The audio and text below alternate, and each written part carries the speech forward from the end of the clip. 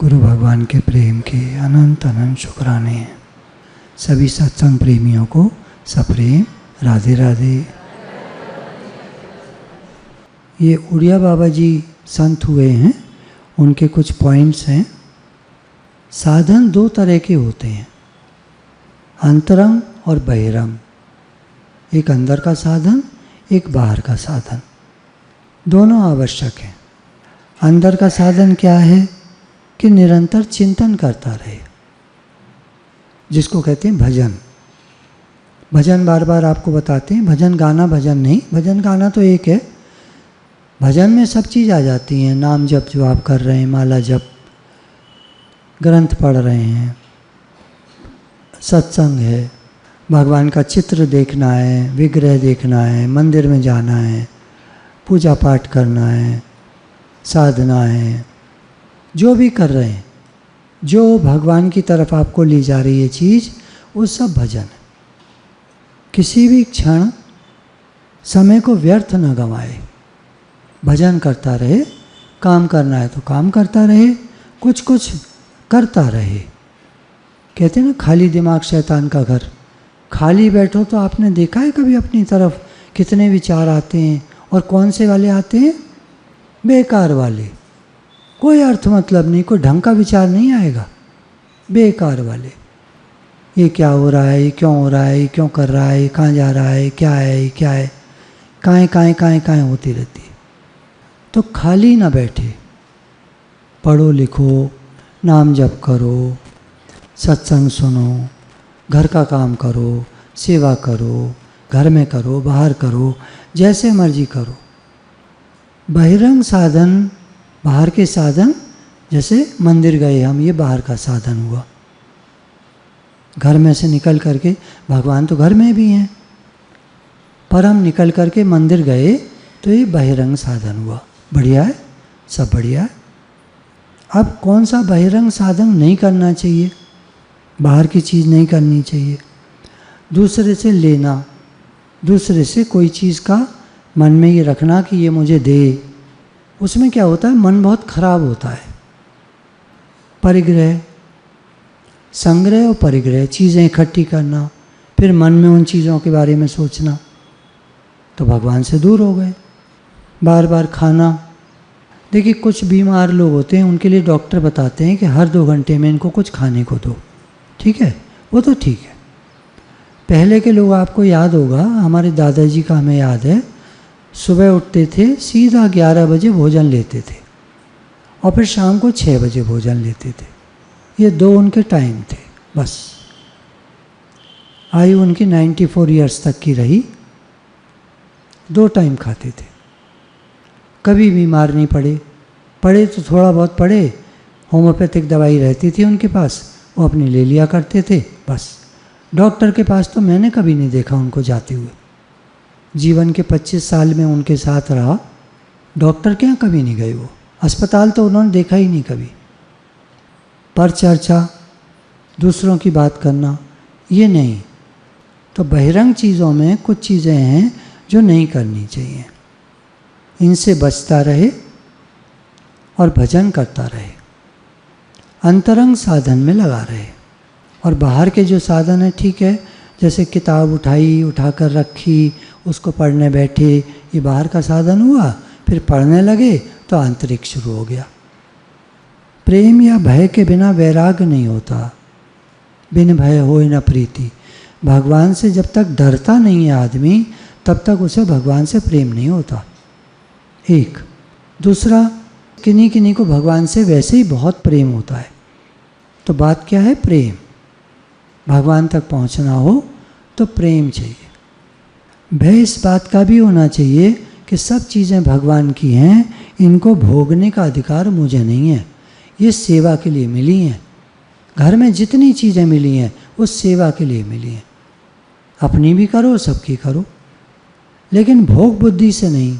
मेरी है, मैं खाऊं, मैं ये, मैं मत करो। खाओ पियो रहो, देखो भालो तको मत, खाओ पियो चखो मत, घूमो फिरो अटको मत, आसक्ति मत करो। चीज़ है, इस्तेमाल करो, यूज़ करो। अपनी समझकर चीज़ को भोगना पाप है। मैं, मेरी, सब भगवान का है। हे नाथ, घर आपका, चीज़ें आपकी, हम भी आपके, सब कुछ आपका। आपके लिए सब काम करते हैं, आपके लिए खाते हैं, आपके लिए सेवा करते हैं, आपके लिए आते जाते हैं। भगवान में प्रेम न होने से होता क्या है, मन फिर और चीज़ों में लग जाता है। देखिए, मन कहीं तो लगेगा, मन को आदत होती है लगने की, कहीं ना कहीं लगेगा, कहीं ना कहीं चिपकेगा। भगवान से चिपक लो या दुनिया से चिपक लो, ये तो चिपकेगा। तो जब तुम्हारा मन भगवान की तरफ लग जाएगा तो वो विषयों से और विषयी लोगों की तरफ नहीं जाएगा। क्रोध न करने की प्रतिज्ञा करने से क्रोध का त्याग हो सकेगा। हम अंदर ठान लें कि मुझे क्रोध नहीं करना है, बचना है क्रोध से, अपनी बात को ठीक से कह लेना है, क्रोध नहीं करना है। किसी का तप नष्ट कराना हो, एक कहावत है, किसी की तपस्या नष्ट करानी हो तो उसको क्रोध दिला दो। तो ये बात हम पे भी लागू होती है। कोई हमें क्रोध दिला देता है तो हमारी तपस्या को नष्ट कर देता है। अब आप देखो, ज़्यादातर हम लोगों को आपने देखा होगा, कोई एक जना होगा वही क्रोध दिला देता होगा, कोई एक जना होगा वो क्रोध दिला देता होगा। औरों की तो छोड़ो, जरा मरा चलती रहती है, ये तो है ना, जीवन है, चलता रहता है, जरा मरा ऊपर नीचे ठीक है। लेकिन एक जना ऐसा होगा जो आपको कभी ना कभी, या तो रोज या हफ्ते में एक बार या 4 महीने बीत गए, क्रोध नहीं आया, और अचानक उसने वही बात करी जिस पे पिछली बार क्रोध आया था, और हम फिर भड़क गए बुरी तरह, और हम अपना माथा पीट रहे हैं कि पिछली बार इतना सोचा था कि इस चीज़ पर क्रोध नहीं करना है, और फिर इसने इसी चीज़ पर क्रोध दिला दिया। अब ये कहानी रोज़ हो सकती है, हफ्ते में हो सकती है, महीने में हो सकती है, 6 महीने में हो सकती है। उसी बात पे वही व्यक्ति क्रोध दिला देगा। अधिक सोना, आलस्य, विक्षेपित होना और मन में संशय रखना, ये सब साधन में विघ्न है। साधन करना है तो अधिक मत सो, ठीक ठीक सो लो, जितनी नींद जरूरी है सो लो और उठ जाओ, काम से लगो।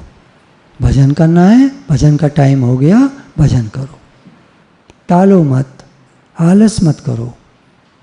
विक्षेपित होना, विक्षेपित होते रहते ना बात बात पे, और इसको छोड़ो, छोड़ते जाओ, धीरे धीरे करके छोड़ते जाओ, सब ठीक है, सब ठीक है।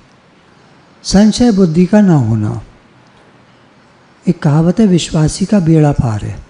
हमें भगवान में, गुरु में, गुरु के वचनों में, ज्ञान में, सत्संग में, भगवान से प्रेम में, भगवान हैं इस बात में, भगवान सर्वत्र हैं इस बात में, सब बातों पे विश्वास होना।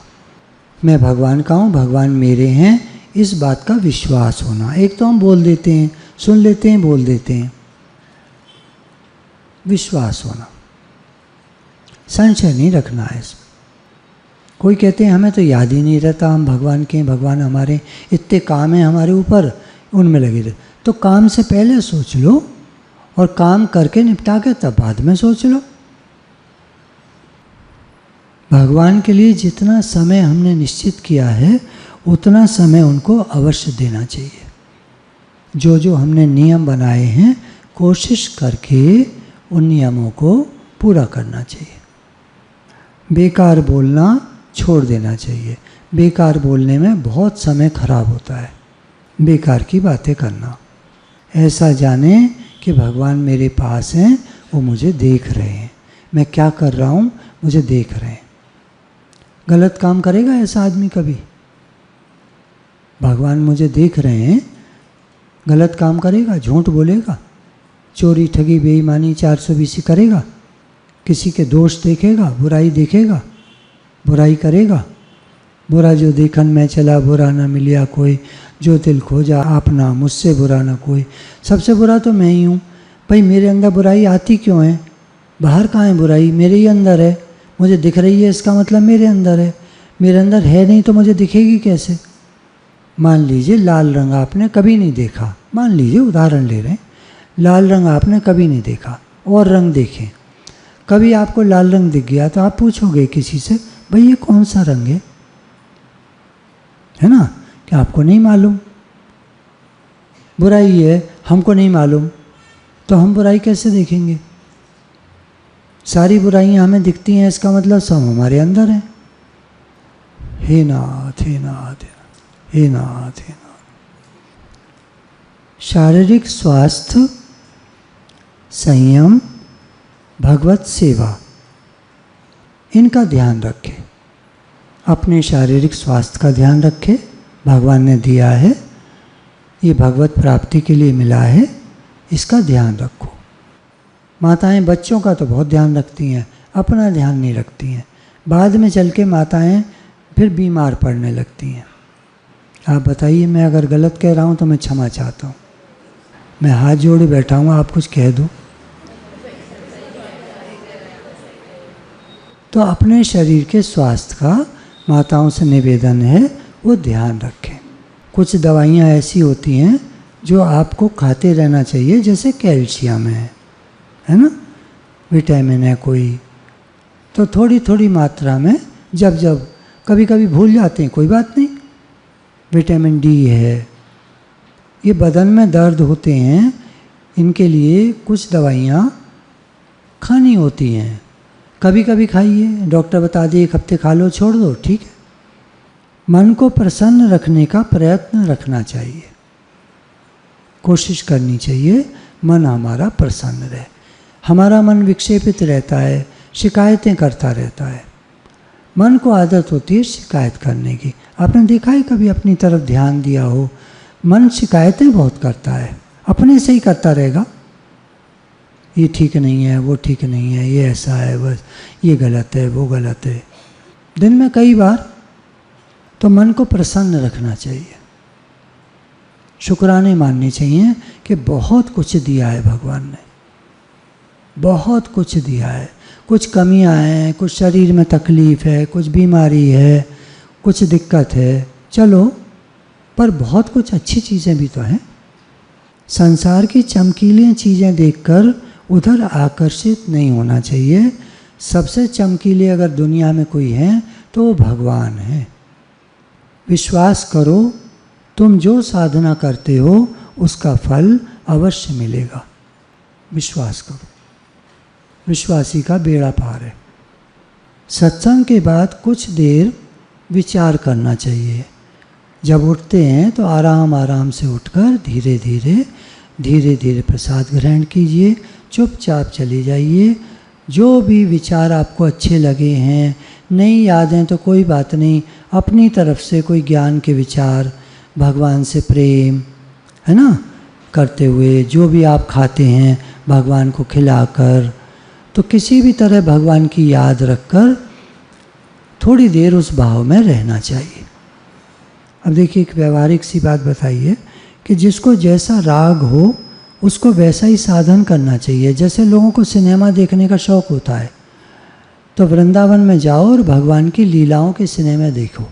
भगवान की लीलाएं मंदिरों में बनी होती हैं, उनको देखो।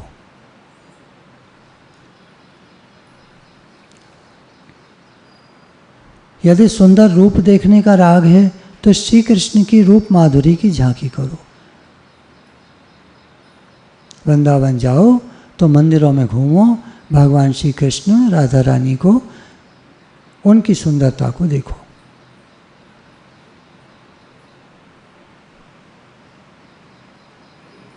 भजन का फल तो शांति है।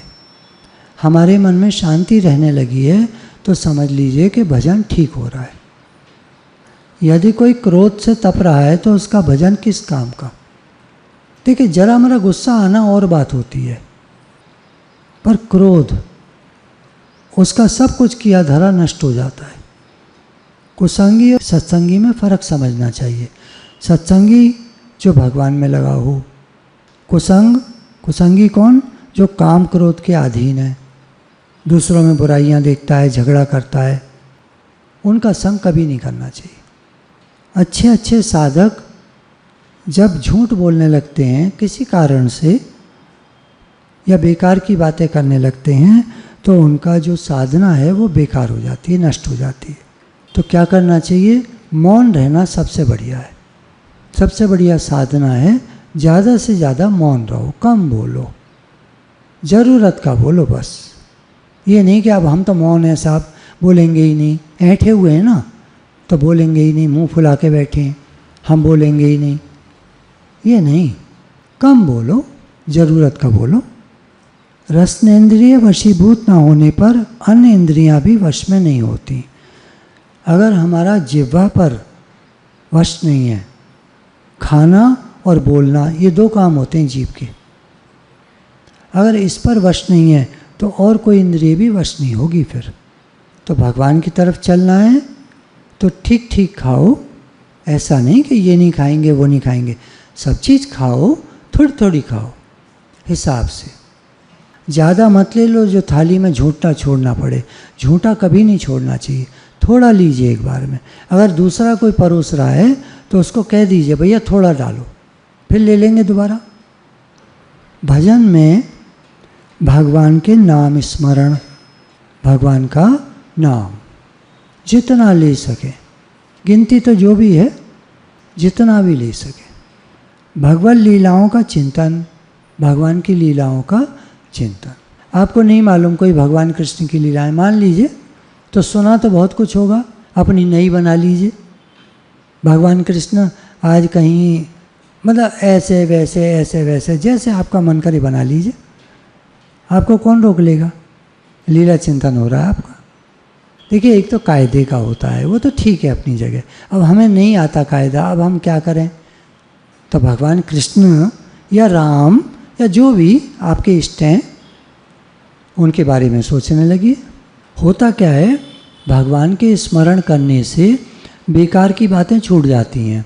देखिए मन कुछ तो सोचेगा, आपको पहले ही बताया था, मन का चिपकने की आदत होती है। संसार से चिपकेगा या भगवान से चिपकेगा? भगवान का चिंतन नहीं करेंगे तो संसार का चिंतन करेगा। कुछ नहीं समझ में आता तो नाम जप करो। भगवत गुणानुवाद, भगवान के बारे में बोलना, कुछ पढ़ना। जैसे मान लीजिए आपने भागवत जी उठा ली, कोई बता रही थी कि हमने ऐसा एक टाइम बनाया हुआ है जिस समय हम फ्री होते हैं तो हमारे आसपास की 3-4 लेडीज़ आ जाती हैं, हम लोग 1 घंटा भागवत जी पढ़ते हैं। कितनी अच्छी बात हो गई। पढ़ने से क्या होगा? सब 4 जने मान लीजिए, चारों के पास किताब है, तो हम बोल रहे हैं और वो तीनों भी पढ़ रहे हैं, साथ के साथ पढ़ते जा रहे हैं मन ही मन। तो क्या हो गया? बेकार की बातें नहीं होंगी। और फिर उठो, 1 घंटा हो गया, उठो जाओ, अब बात नहीं करेंगे। तो इससे क्या होता है? व्यर्थ भाषण निवृत्त होता है, बेकार का बोलना जो है वो छूट जाता है। निंदा चुगली बुराइयाँ कर्म बनते हैं इनसे। बाद में तकलीफ़ जब आती है तो हम कहते हैं मैंने ऐसा क्या करा था, हमने बुराइयाँ करी थी जो हमें याद नहीं है। भगवान मूर्ति, भगवान की श्री विग्रह आपके घर में है, मंदिर में है, जहाँ भी मूर्ति का दर्शन, महात्मा, यदि कोई संत महात्मा हमको मिलते हैं तो उनके साथ बैठ के बातचीत करना, प्रश्न करना। और गुरुदेव के दर्शन करने से व्यर्थ दर्शन दूर होता है। गुरुजी के पास जब हम जाते हैं, हम तो गुरुजी के पास ही जाया करते थे, या तो हमारे टूर जाते थे सत्संग के या गुरुजी के पास जाते थे। बेकार घूमने तो हम कभी नहीं गए। बेकार घूमने से तो अच्छा है कि अपना YouTube सबके पास होता है, सत्संग सुन लो। भगवत कथा श्रवण से व्यर्थ श्रवण की निवृत्ति होती है। या तो कथा श्रवण करोगे या बेकार की बातें सुनोगे, अब चॉइस हमारी है। तो सत्संग सुनने से बहुत लाभ होता है और बेकार की बातें सुनने से समय खराब होता है। हम लोगों का कितना समय खराब होता है दिन भर में, हम सब जानते हैं, सब जानते हैं हम। कोशिश करें समय खराब ना करें, या तो काम में लगे रहो या फिर सत्संग या पढ़ना लिखना या नाम जप, जो आपको अच्छा लगता है। कितने हमने दृष्टांत सुने कि माताजी बाद में जब फ्री हो गई, कोई काम नहीं था, तो अपने लड्डू गोपाल जी को दिन भर लिए अपना उनसे बातें कर रही हैं, निला रही, धुला रही, कपड़े पहना रही, उनके लिए कपड़े सी रही हैं, सब काम उन्हीं का कर रही हैं। हम जो भी काम करते हैं, भाई साहब लोग सोचेंगे हम क्या करें, हम जो भी काम करते हैं भगवान के लिए करते हैं। राग तो केवल भगवान से करना चाहिए। राग करने की आदत है हमको, है ना, चिपकने की आदत है, किसी को अपना मानने की आदत है, तो भगवान को अपना मान लो। बाकी सब ठीक है, घर में जो रह रहे हैं सब सेवा करो, कोई मनाही थोड़ी है, सब काम करो। पर अंदर में जो एक राग होता है वो हमारा भगवान से होना चाहिए। अब देखिए, समझने की बात है, मैं किसी की निंदा वगैरह में ना कोई नाम ले रहा ना निंदा कर रहा। अभी एक कांड हुआ है जिसमें कितने लोग तकलीफ़ हो गई, तो क्या चक्कर है, राग कर लिया किसी व्यक्ति से, अब चरणों की धूल लेने जाना है, अब सारे भाग पड़े, बाहर निकलने का दरवाज़ा छोटा, कोई बाहर भागे कोई अंदर भागे, कितना बुरा हाल हो गया। तो एक कहाँ राग कर लिया, अरे भगवान से राग करो, भगवान तो सर्वत्र हैं, तुम्हारे आसपास हैं, चारों तरफ हैं, बाहर भी हैं, घर में भी हैं, सब जगह भगवान है, उनसे राग करो। हमारे गुरुजी ने कभी नहीं कहा तुम हमें गुरु मानो, गुरु मानोगे तो हम तुम्हें सत्संग बताएंगे, नहीं तो नहीं बताएंगे, कभी नहीं कहा।